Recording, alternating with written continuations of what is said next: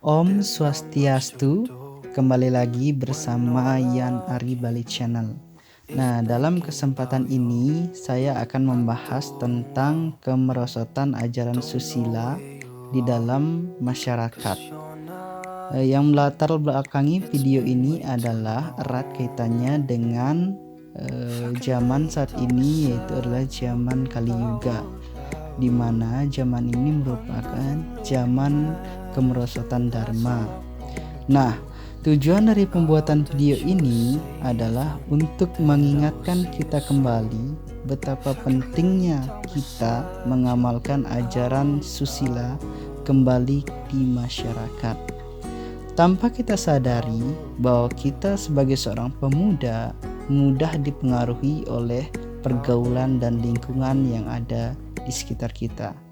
Dimanapun kita berada, saat kapanpun, bahkan dalam tingkatan apapun, kita akan selalu mudah dipengaruhi oleh hal-hal seperti itu. Baik pengaruh yang bersifat positif maupun pengaruh yang bersifat negatif. Demikian pula dengan etika, tata krama, dan moralitas. Pada saat ini sudah tidak dianggap lagi sebagai sebuah hal yang keramat. Kadang-kadang kita para pemuda melakukan hal-hal yang tidak seharusnya kita lakukan. Misalnya seperti perjudian, meminum minuman keras, memakai obat terlarang, menonton video-video yang tak seharusnya ditonton, dan masih banyak lagi. Kadang-kadang kita sebagai seorang pemuda hanya bisa menuntut sebuah kebebasan. Padahal kebebasan yang kita tuntut hanyalah kebebasan semu atau bersifat sementara.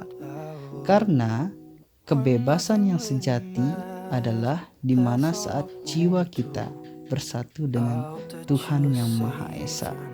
Nah, untuk itulah video ini dibuat untuk mengingatkan kita kembali mengenai ajaran-ajaran yang patut kita jadikan pedoman dalam menjalani kehidupan. Yang pertama adalah kita akan membahas tentang susila. Dari definisinya, susila sendiri terdiri dari dua suku kata, yaitu su dan sila. Su yang artinya adalah baik atau suci, dan sila yang artinya adalah dasar atau perbuatan. Jadi jika kita artikan secara luas, maka susila ini adalah suatu dasar perbuatan yang baik dan mulia. Nah, dalam ajaran susila terdapat ajaran-ajaran lain yang erat kaitannya dengan susila, yang dimana dimulai dari ajaran Tatuam Asi, ajaran Catur Paramita, dan juga ajaran Parata. Baiklah semeton umatku Dharma, yang pertama kita bahas adalah ajaran Tatuam Asi. Tatuam Asi sendiri erat sekali kaitannya dengan kemanusiaan atau humanity, di mana ini sangat menekankan tentang hubungan kita sebagai sesama manusia.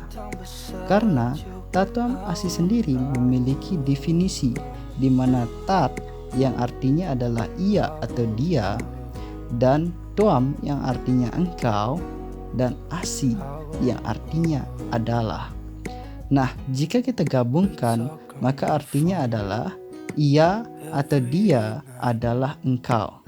Jadi, secara gamblang kita bisa artikan bahwa Anda adalah saya adalah Anda. Kita adalah sama.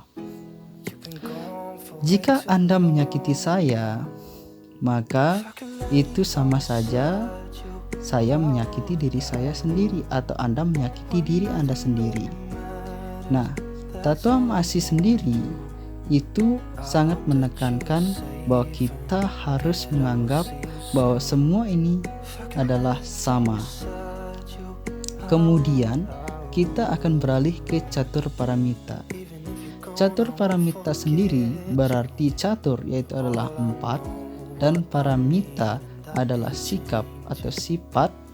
Jadi Catur paramita adalah 4 sikap atau sifat yang bisa dijadikan pedoman dalam menjalani kehidupan di masyarakat.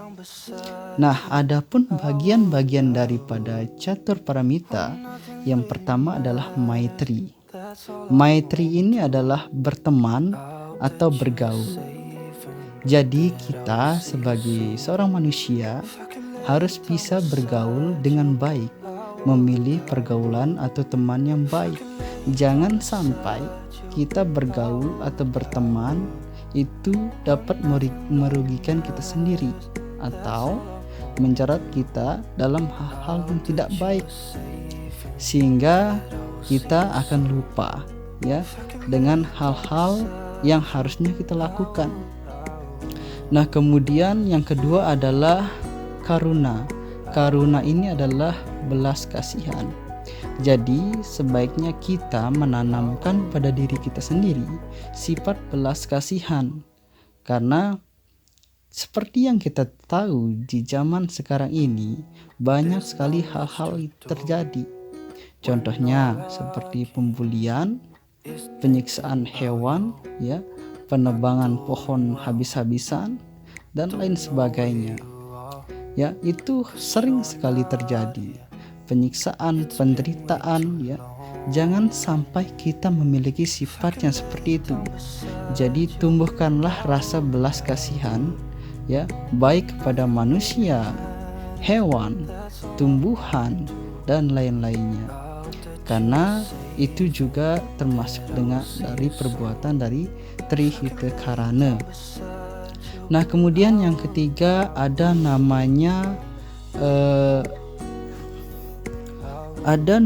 mudita. Mudita ini adalah simpati. Jadi kita sebagai seorang manusia ya yang diberikan kelebihan ide atau pemikiran, kita harus bisa merasakan penderitaan orang lain atau kesusahan orang lain. Jangan sampai kita ini membuat orang lain menjadi tambah susah. Contoh, di masyarakat sering sekali seperti itu. Di dalam sebuah keluarga, apabila keluarganya mengalami kesusahan, kadang-kadang seorang anak tidak mau tahu akan hal seperti itu, ya, karena dipengaruhi oleh budaya, ya.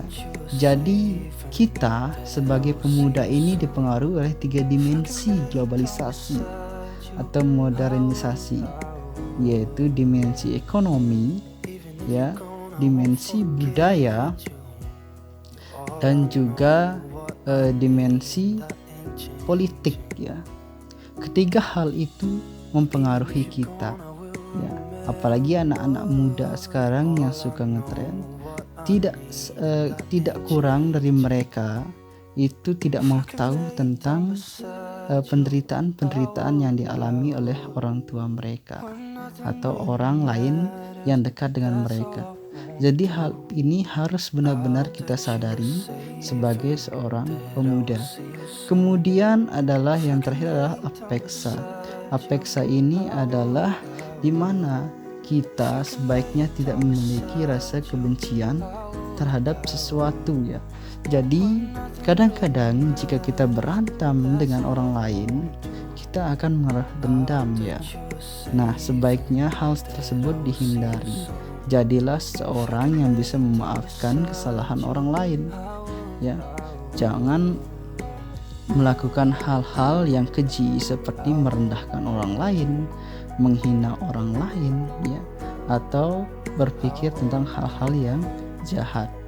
Nah, kemudian kita akan masuk ke dalam Triparata. Triparata adalah 3 hal, ya, yang dapat mengarahkan kita menuju suatu kebahagiaan atau kesejahteraan. Adapun bagian-bagian dari Triparata adalah yang pertama ada asih, ya. Sebaiknya kita dalam hidup ini memiliki rasa kasih, ya, saling mengasihi satu sama lain, saling menyayangi satu sama lain.